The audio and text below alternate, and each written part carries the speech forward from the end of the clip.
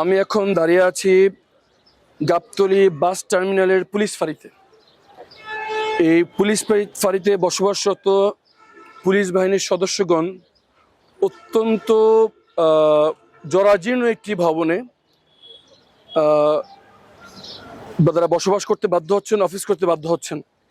এখানে দেখে আমি সত্যিকার অর্থে খুবই শকড হয়েছি যে যারা আমাদের নিরাপত্তার দায়িত্বে নিয়োজিত তাদের আবাসন ব্যবস্থা এত দুর্বল কেমন করে হয়। আরও একটি জিনিস লক্ষ্য করলাম যে এটার এই ফাঁড়ির একাংশ 5ই আগস্ট বিপ্লবের সময় যে হামলা হয়েছিল সেখানে ধ্বংসপ্রাপ্ত হয়ে গিয়েছে। তাদের থাকার জায়গা একেবারে যথেষ্ট নয়।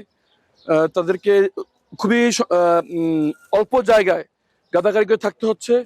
পরিবেশ অস্বাস্থ্যকর এবং এমন পরিবেশে তারা থাকলে তাদের অসুস্থ হওয়াটা, তারা কীভাবে সুস্থ আছেন এটা আমাদের কাছে প্রশ্ন। তার উপর সামনে কোরবানি ঈদ আসছে, এ জায়গায় অনেক লোকের সমাগম হবে। তারা একজন আসামিকে ধরে এখানে নিয়ে আসবেন, একজন ছিনতাইকারী, একজন মাদকাসক্ত অথবা চোরাচালানকারী কাউকে যদি ওনারা পাকড়াও করেন, এখানে ধরে রাখারও কোনো ব্যবস্থা নেই। এই অবস্থায় তাদের দ্বারা আমরা কীভাবে আইন শৃঙ্খলা রক্ষা হবে আমরা আশা করতে পারি। আমি মর্মাহত।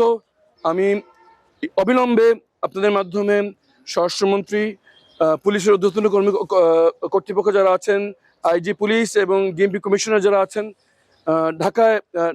ঢাকা উপকমিশনার যারা আছেন, সবার কাছে আবেদন করছি অবিলম্বে এই জায়গা মেরামতের ব্যবস্থা করা হোক।